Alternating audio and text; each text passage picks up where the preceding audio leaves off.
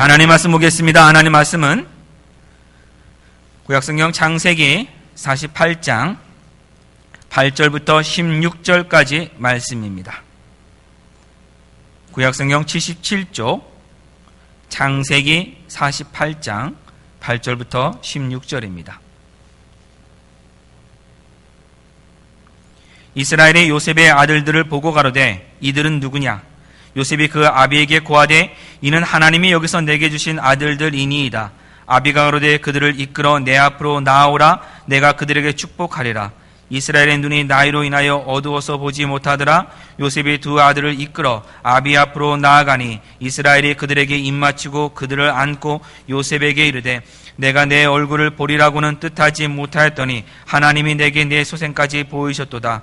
요셉이 아비 무릎 사이에서 두 아들을 물리고 땅에 엎드려 절하고 우스로는 에브라임을 이스라엘의 자수를 향하게 하고 자수로는 므낫세를 이스라엘의 우스를 향하게 하고 이끌어 그에게 가까이 나아가매 이스라엘이 우스를 펴서 찾아 에브라임의 머리에 얹고 자수를 펴서 므낫세의 머리에 얹으니 므낫세는 장자라도 발을 어긋맞겨 얹었더라. 그가 요셉을 위하여 축복하여 가로되 내 조부 아브라함과 아버지 이삭에 섬기던 하나님, 나의 남으로부터 지금까지 나를 기르신 하나님, 나를 모든 환난에서 건지신 사자께서 이 아이에게 복을 주시오며 이들로 내 이름과 내 조부 아브라함과 아버지 이삭의 이름으로 칭하게 하시오며 이들로 세상에서 번식되게 하시기를 원하나이다. 아멘.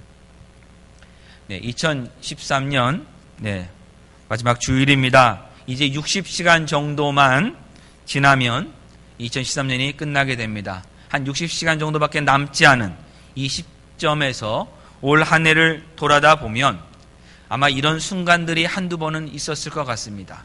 그때 그 시점에서 내가 왜 그렇게 생각했을까? 그때 왜 내가 그렇게 행동하는 것을 택하였을까 같은 그런 후회할 수 있는 일들이 한두 가지는 있을 것입니다. 1년 365일을 살아가면서도 후회가 남는 것이 인생입니다. 그런데 10년, 20년을 넘어서 우리의 인생 전체를 마감할 때가 되면 어떤 생각과 마음이 들겠습니까? 여러분은 여러분의 육신의 생명이 다하는 날, 그리고 무엇을 하고 싶으십니까? 마지막 나에게 남은 힘을 어디에다 사용하고 싶으십니까? 오늘 우리는 창세기 48장을 통해서 147년이라고 하는 인생길을 마감하고 있는 야곱의 모습을 통해서 우리가 이 마지막 때에서 마지막 삶을 살아가면서 우리가 해야 될 것과 우리가 어떠한 시각을 가지고 이 삶을 살아가야 하는지를 잠시 살펴보겠습니다. 야곱은 자신의 인생에 대해서 어떻게 평가를 했냐면 애굽왕 바로 앞에 갔을 때 내 나그네 길이 130인데 내 조상보다는 짧았습니다. 그러나 매우 험악한 삶을 살았노라라고 야곱이 자기의 인생을 이야기를 했습니다.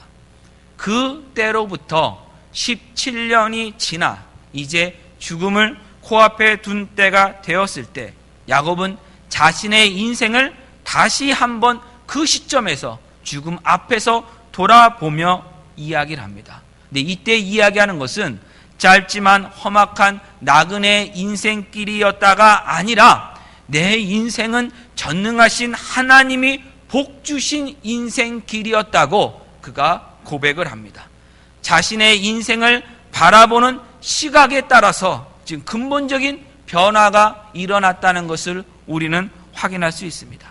이렇게 근본적인 변화가 일어난 이유는 야곱이 수많은 우여곡절을 겪으며 그 가운데서 하나님이 함께 하심을 확인했고 하나님께서 야곱에게 하신 약속을 변함없이 이루고 계시며 심지어 할아버지 아브라함과 아버지 이삭에게 한 언약까지도 하나님께서 지키고 계심을 그가 알았기 때문입니다. 그래서 야곱이 죽음 앞에서 자신의 인생을 돌아보며 내린 결론이 바로 48장 15절과 16절입니다. 그가 요셉을 위하여 축복하여 가로되 내 조부 아브라함과 이삭의 아버지 이삭이 섬기던 하나님, 나의 남으로부터 지금까지 나를 기르신 하나님, 나를 모든 환난에서 건지신 사자께서 이 아이에게 복을 주시오며 라고 이야기를 합니다.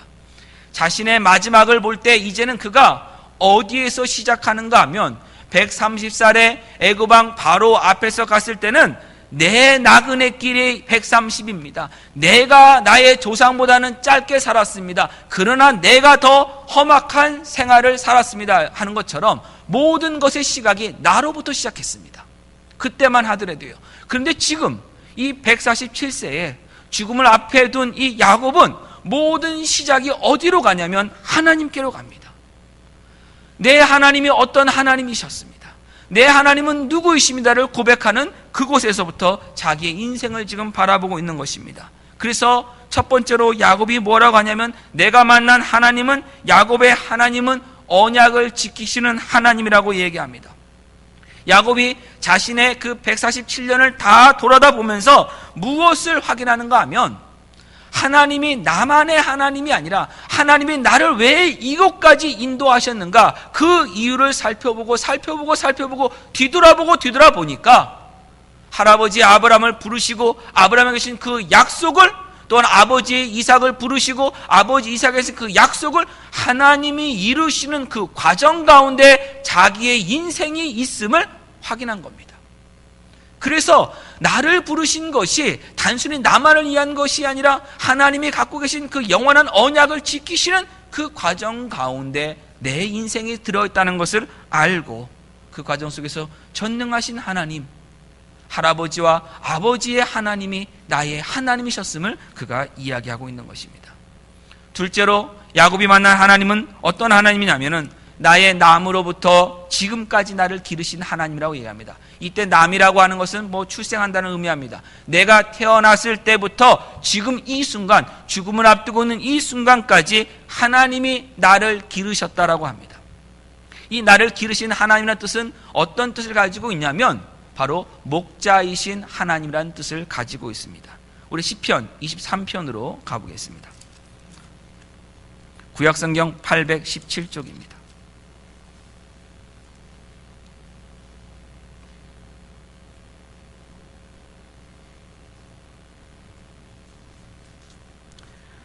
시편 23편 1절입니다. 여호와는 나의 목자시니, 이 목자라는 단어와 기르신다는 그 단어가 어원이 같은 겁니다. 같은 뜻입니다. 하나님이 나의 목자이시다라고 지금 야곱이 이야기한 것이고, 하나님의 목자 되심을 성경에서 최초로 이야기한 사람이 바로 야곱입니다. 야곱은 어떤 사람이었습니까? 야곱의 직업이 무엇이었습니까? 애굽왕 바로 앞에 가서 야곱의 아들들이 뭐라고 얘기했습니까? 우리는 목자인데 그냥 우리 때부터 목자가 아니라 우리 조상 대대로 목자였다라고 이야기를 했습니다. 야곱도 누구보다도 양을 잘 치는 사람이었습니다. 그래서 밧단아람에서도 그 양 치는 데 있어서 남보다 탁월함을 보였던 사람이 바로 이 야곱입니다. 양에 대해서는 전문가인 목자입니다. 이 야곱이 지금 이야기하는 것이 무엇입니까? 자신이 목자인 것, 그리고 자신이 치던 그 양과의, 목자와 양의 관계를 통해서, 그 경험을 통해서 무엇을 그가 발견한 것인가 하면은 하나님과 야곱과의 그 관계도 바로 목자와 양의 관계와 똑같다는 것을 그가 발견한 것입니다. 그래서 야곱이 하나님은 나를 기르시는 목자다, 하나님은 나의 출생부터 지금까지 나를 기르신 목자이신 하나님이라고 이렇게 고백을 한 것입니다. 시편 23편의 목자에 대해서 이렇게 얘기합니다. 2절, 그가 나를 푸른 초장에 누이시며 실만한 물가로 인도하시는도다. 내 영혼을 소생시키시고 자기 이름을 위하여 의의 길로 인도하시는도다. 네, 여기까지 우리가 바라는 목자의 모습입니다. 그런데 우리가 4절 말씀을 주의 있게 또한 살펴봐야 합니다. 이때 내가가 누굽니까? 여호와가 나의 목자시면 나라는 것은 당연히 양입니다. 양인 내가 사망의 음침한 골짜기로 다닐지라도라고 얘기합니다. 목자가 분명히 있고 하나님이 목자이신데 내 인생길을 보면 사망의 음침한 골짜기를 갈 때가 있다는 겁니다. 하나님이 나의 목자이시라고 해서 모든 고통에서 면제시켜주는 것이 아니라는 겁니다. 우리가 생각하기에는 목자를 잘 만나면 양은 고생하지 않을 것처럼 보여집니다. 아닙니다, 여러분. 목자를 잘 만난다고 해서 목자가 양은 가만히 있고 그곳에 풀을 갖다 뜯어주는 것 아닙니다. 걷지 않아도 먹을 것이 양의 눈앞에 척척 와 있는 것 아닙니다. 양이 해야 될 것은 무엇입니까? 풀이 있는 곳을 발견한 그곳을 알고 있는 목자가 인도하는 대로 따라가야 합니다. 제자리에 있지 않고 목자가 뭘 갖다 주는 것이 아니라 비가 오면 비를 맞으면서 가야 하고 바람이 불면 바람을 맞으면서 목자가 인도하는 곳으로 가야 합니다.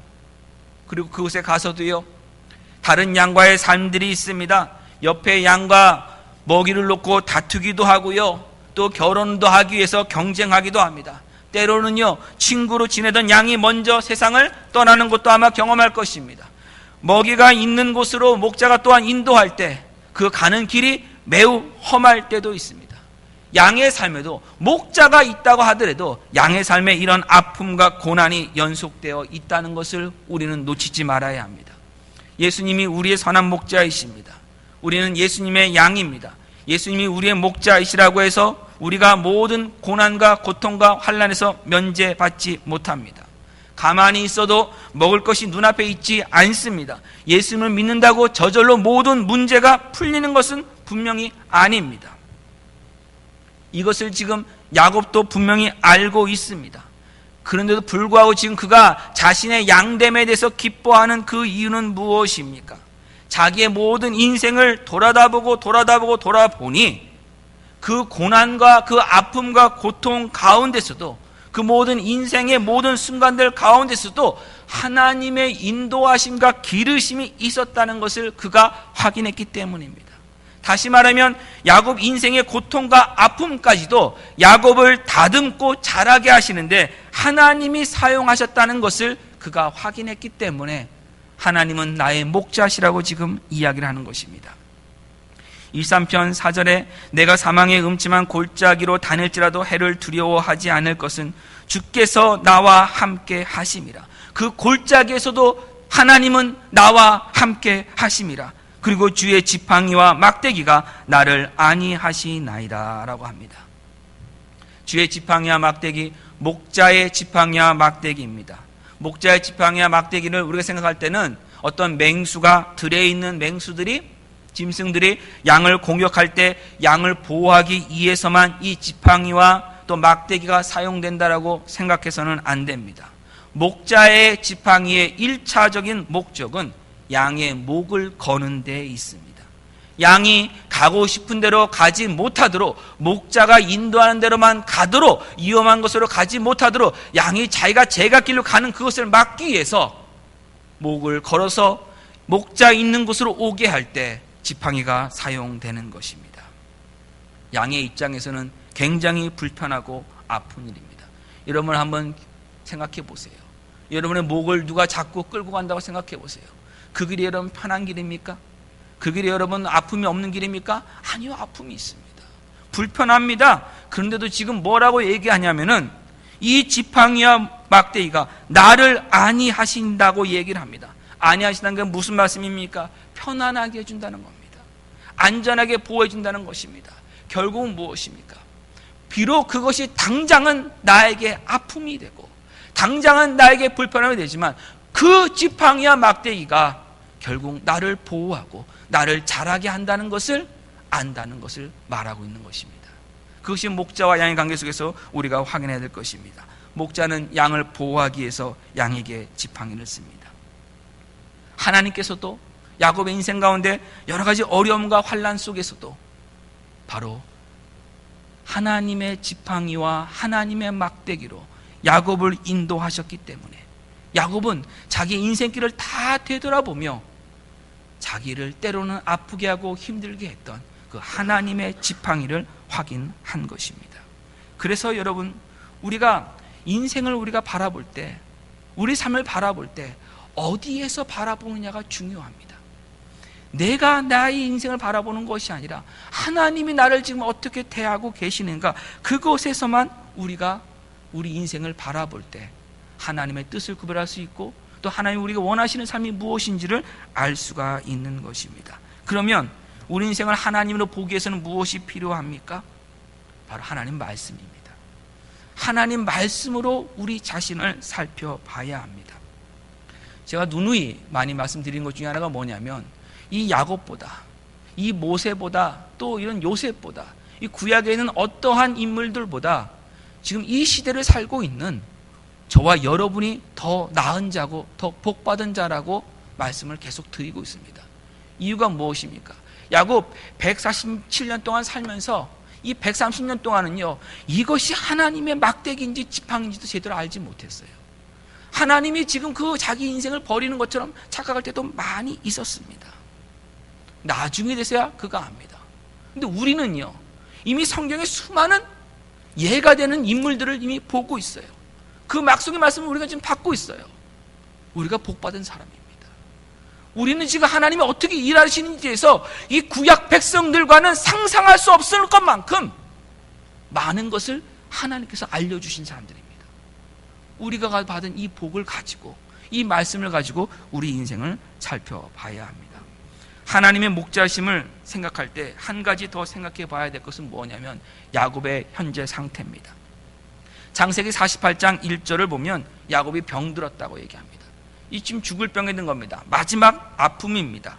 그리고 2절에 보면 아예 침상에 누워 지냈다고 이렇게 되어 있습니다. 일어나지도 못합니다. 그냥 침대에 계속 누워 있을 만큼 힘이 없는 사람입니다. 또한 10절 말씀을 보면 눈이 이미 어두워서 보이질 않았다라고 이야기합니다. 상상해 보세요. 죽기 직전의 모습입니다.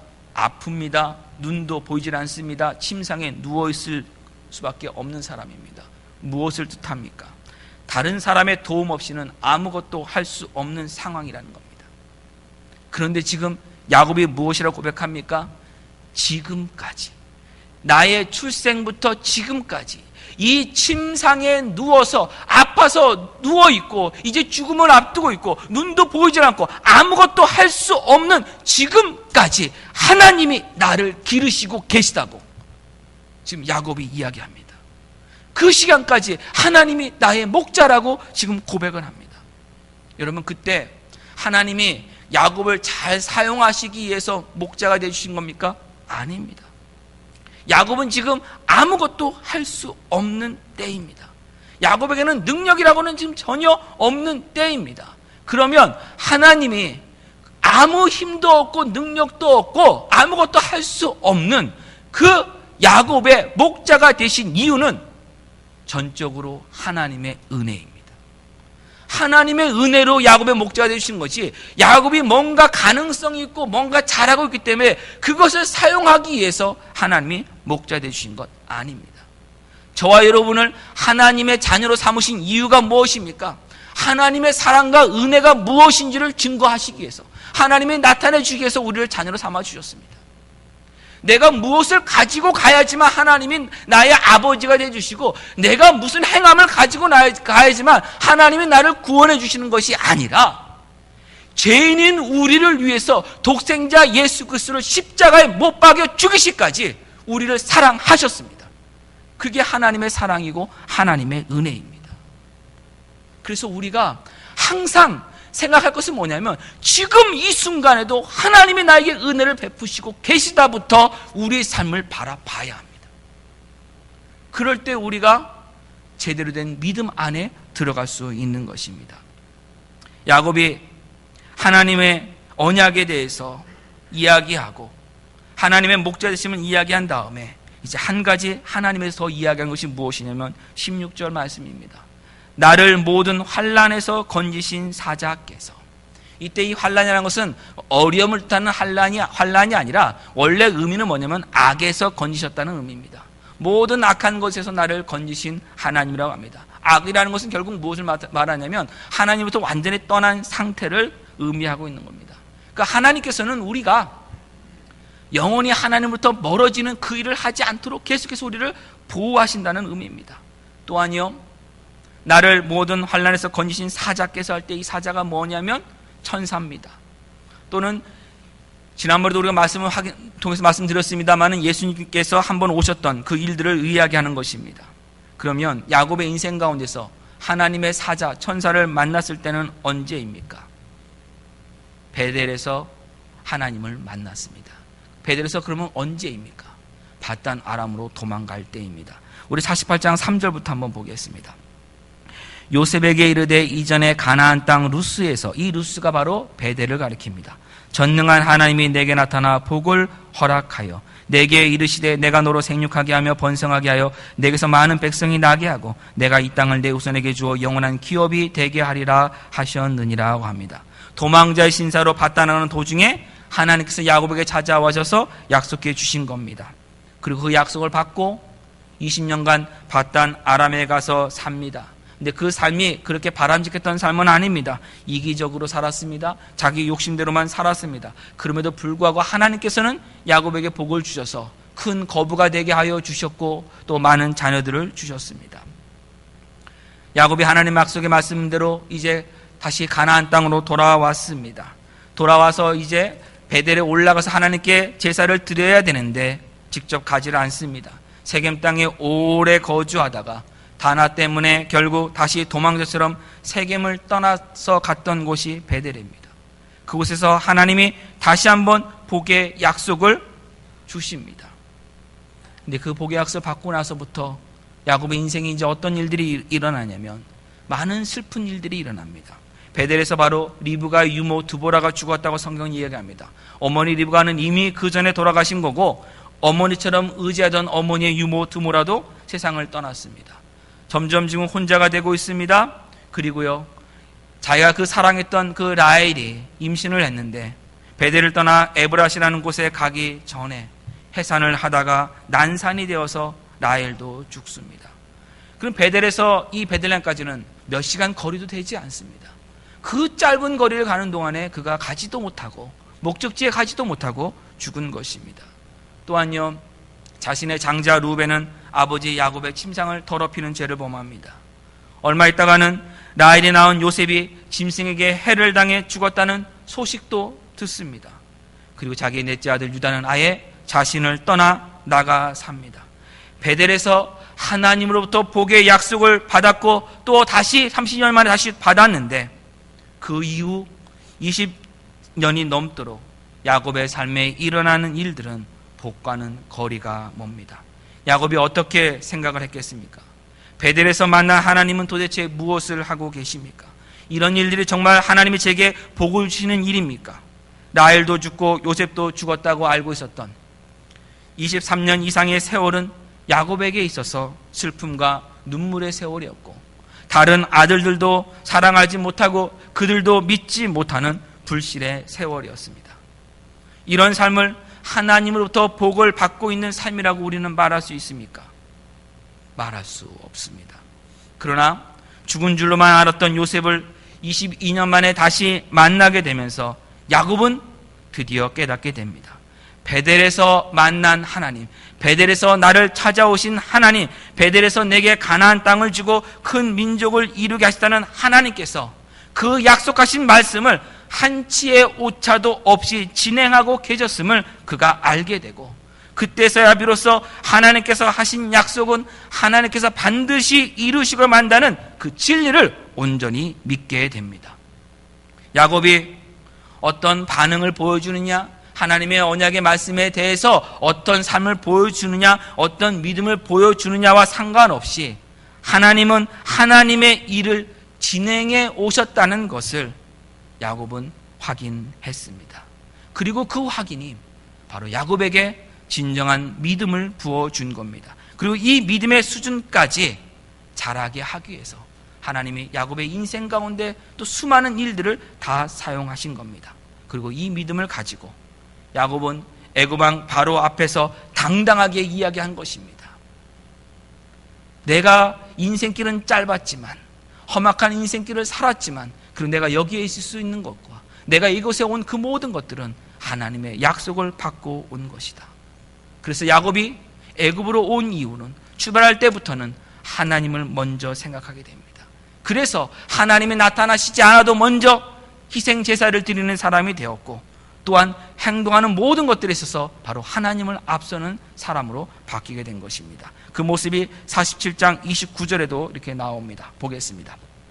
47장 29절 이스라엘의 죽을 기한이 가까움에 그가 그 아들 요셉을 불러 그에게 이르되 이제 내가 내게 은혜를 입었거든 청하노니 내 손으로 내 환도뼈 아래에 넣어서 나를 인애와 성심으로 대접하여 애굽에 장사하지 않기를 맹세하고 내가 조상들과 함께 눕거든 너는 나를 애굽에서 메어다가 선영에 장사하라. 요셉이 가로되 내가 아버지의 말씀대로 행하리이다. 야곱이 또 가로되 내게 맹세하라. 맹세하니 이스라엘의 침상 머리에서 경배하니라.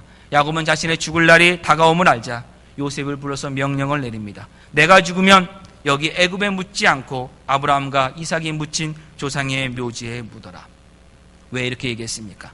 애굽으로 갈 때 하나님께서 약속하셨기 때문입니다. 죽은 다음에 가나안 땅에 돌아올 것이고 그리고 네가 눈을 감을 때 요셉이 눈을 감겨줄 것이다. 요셉에게 장례를 맡기는 것입니다. 맡기면서 뭐라고 얘기하냐면은 29절에 인애와 성실함으로 대접하라고 이렇게 얘기를 합니다. 인애라는 단어는 무슨 뜻이냐면 하나님께서 언약을 맺은 자기 백성을 변함없이 끝까지 사랑하신다는 그 뜻을 가지고 있는 단어입니다. 또한 이 성실함 단어는 하나님의 영원한 교훈, 진리를 뜻합니다. 결국 무슨 말씀입니까? 요셉아, 너의 인생도 하나님께서 언약을 이루는 과정에 있음을 알고 행동하라고 야곱이 지금 마지막 가르침을 주고 있는 것입니다. 요셉이 맹세를 하자 37장 31절에는 이스라엘이 침상 머리에서 경배하니라 라고 합니다. 우리가 지금 오늘까지는 개역 한글 성경을 우리 교회 예배 강단에서 사용하고 있습니다. 내년 첫 주부터는, 첫날부터는 1월 1일부터는 이제는 개역 개정본을 이 강단에서 사용합니다. 개역 한글본과 개역 개정본의 이 부분에 차이가 있습니다. 개역 한글본에는 이스라엘이 침상 머리에서 경배하니라고 하는 침상 머리에서와 경배하니라 사이에 다른 단어가 없습니다. 그러나 개역 개정 성경에는 그곳에 하나님께라고 하는 그 단어가 들어가 있습니다. 혹시 개역 개정을 가지고 계신 분들 중에는 아마 이 하나님께라는 단어가 또 작은 글씨로 되어 있는 것도 있을 겁니다. 이것은 뭐냐면 원래 히브리 원문에는 없다는 뜻입니다. 그러면 왜 없는데 이렇게 넣느냐? 잘못된 것이냐? 아닙니다. 근데 우리가 오늘 이제 한 가지 볼 것은 뭐냐면 여기에 왜 원문에는 넣지 않았냐? 저는 이것에 두 가지 뜻이 있다라고 생각을 합니다. 먼저 지금 한번 그림을 그려보세요. 침상에 야곱이 있습니다. 앉았습니다. 거기에 요셉이 왔습니다. 요셉에게 맹세를 시켰습니다. 요셉이 맹세를 합니다. 야곱이 침상 머리에서 경배를 했다면, 머리를 숙였다면, 엎드렸다면 누구에게 경배한 겁니까? 요셉에게 경배한 것이 1차적으로 우리가 생각할 수 있는 것입니다. 그러면 왜 아버지 야곱이 아들 요셉에게 절을 해야 합니까? 경배해야 합니까? 요셉이 꿈을 2번 꿉니다. 요셉의 두 번째 꿈이 무엇이었습니까? 형들만 와서 절하는 것이었습니까? 아니면 해를 상징하는 아버지도 절하는 것입니까? 해를 상징하는 아버지도 절하는 것입니다. 그럼 야곱은 지금 그 이야기를 이미 들었습니다. 여러분 37장은 집에 가서 읽으시면 야곱이 그 요셉의 꿈 이야기를 듣고 마음에 담았다라고 성경이 기록하고 있습니다. 그 마음에 담았던 그것을 지금 야곱은 행하는 것입니다. 죽기 전에 하나님의 계획과 하나님의 뜻, 하나님께서 요셉에게 보여주신 그 꿈에 대해서 믿음으로 마음에 담았던 것을 그대로 행하는 것입니다. 여태까지는 철저히 자기 중심 살았던 사람이 이제는 하나님 말씀에 중심을 두고 사는 삶으로 바뀐 것을 지금 보여주고 있는 것입니다. 두 번째 해석은 무엇인가 하면 엎드리다 절을 하다가 바로 하나님께 경배하다 예배하다는 뜻을 담고 있습니다. 그 이유는 히브리서 11장 21절을 보면 믿음으로 야곱은 죽을 때 요셉의 각 아들에게 축복하고 그 지팡이 머리에 의지하여 경배하였으며 라고 얘기합니다. 그 지팡이 머리에 의지해서 예배했다는 것입니다. 이 지팡이라고 하는 것은 야곱에게 있어서 인생 전체를 의미합니다. 바다나로 도망갈 때 야곱이 가지고 왔던 것은 무엇입니까? 돈을 가지고 왔습니까? 많은 하인들을 가지고 왔습니까? 아니면 낙타라도 타고 갔습니까? 야곱이 가진 건 단 하나는 지팡이입니다. 지팡이는 야곱이 어디서 가든지 간에 무엇인지 할 수 있는 목자로서의 모든 기술을 의미하고 능력을 의미합니다. 야곱의 인생입니다. 그런데 분이엘에서 돌아올 때 분이엘에서 하나님께서 환도뼈를 치신 이후에 야곱의 그 지팡이는 이제 양을 치는 지팡이가 아니라 자신이 걸어다니고 자신의 생을 하기 위한 유일한 도구가 됩니다. 결국 자신은 무능력한 사람이 되고 이 지팡이가 없으면 아무것도 못하는 바로 양이 된 것입니다.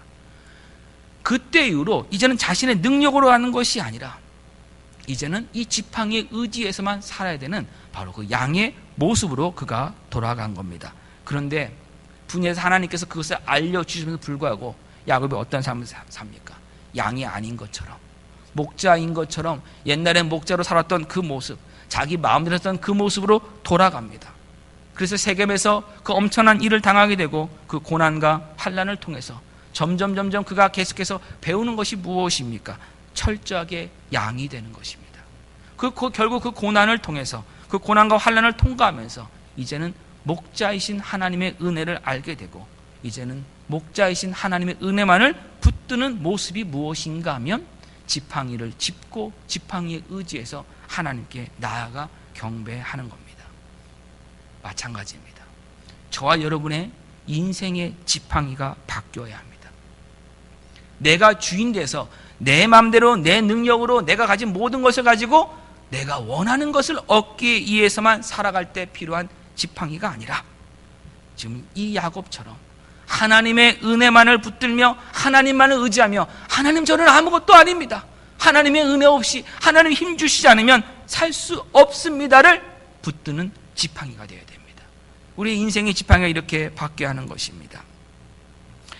창세기 48장 2절 보면 야곱의 침상에서 일어나 앉았다라고 합니다. 요셉의 두 아들 므낫세와 에브라임을 축복 기도해 주기 위해서인데 이 축복 기도하기 전에 야곱이 한 일이 하나가 있습니다. 11절입니다.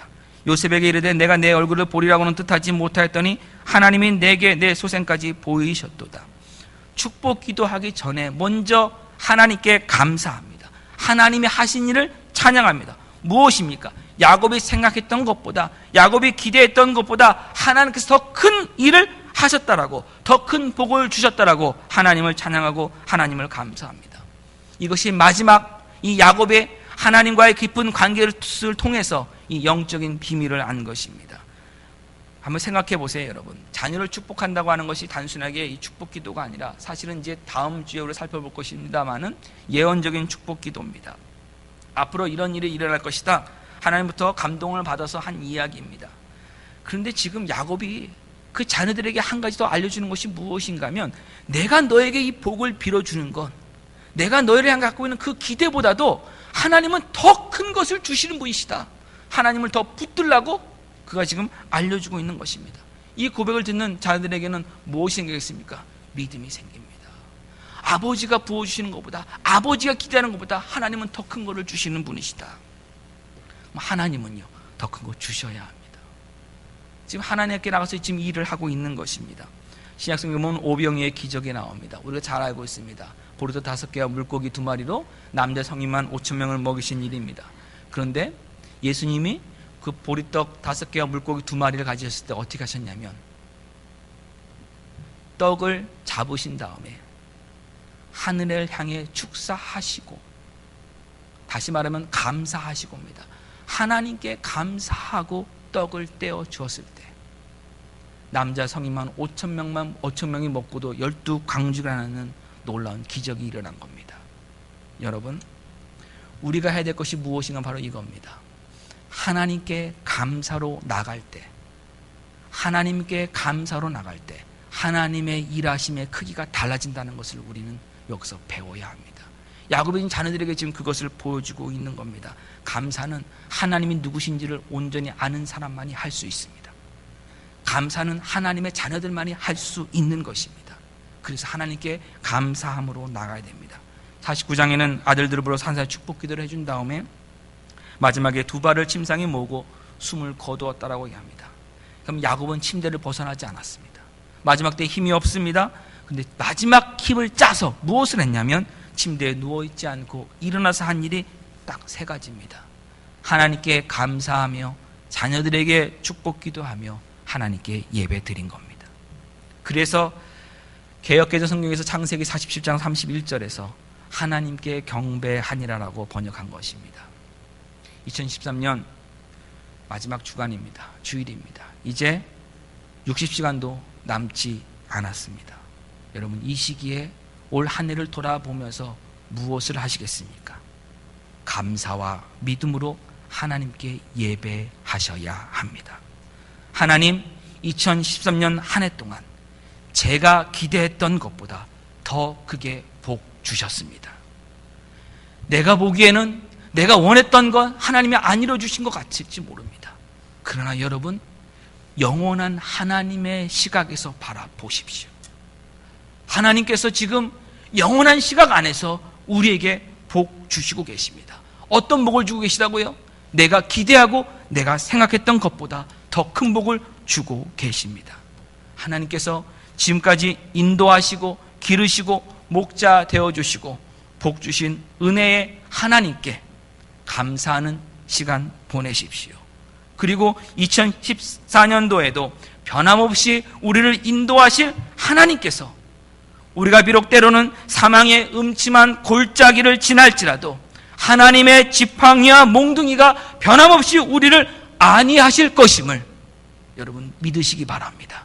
그것이 이 마지막 때를 살아가는, 이 남은 60시간을 살아가는 우리의 신앙의 자세가 되어야 됩니다. 그리고 이 삶을 통해서 하나님이 받으셔야 할 감사와 찬송 올려드리며 하나님이 나에게 어떤 분이신지를 확실하게 붙드는 믿음을 보여주시길 주님의 이름으로 간곡히 부탁드립니다. 기도하겠습니다. 하나님 은혜를 감사합니다. 우리 하나님께서 우리 출생부터 지금까지 우리의 목자가 되어주심을 감사합니다. 하나님께서 우리의 목자가 되어주셔서 하나님의 지팡이와 막대기로 우리를 인도하시고 보호하시고 먹이시며 자라게 하셨습니다. 하나님, 이 하나님의 사랑과 은혜에 감사할 수 있고 감사할 줄 아는 자녀들 되게 하여 주시옵소서. 또한 하나님, 이 세상에 허탄한 것을 인생의 마지막까지 붙드는 그런 잘못과 어리석음을 행하지 않도록 성령 하나님께서 지혜를 부어주시고 성령 하나님의 인도하심에 항상 순종하게 하여 주셔서 인생을 낭비하지 않게 하여 주시고 하나님의 약속 붙들고 충성되이 달려나가는 복된 인생 되게 하여 주시옵소서. 예수님의 이름으로 기도합니다. 우리 다 같이 일어나셔서 찬송가 408장 하나님께 올려드리면서 예배 마치겠습니다.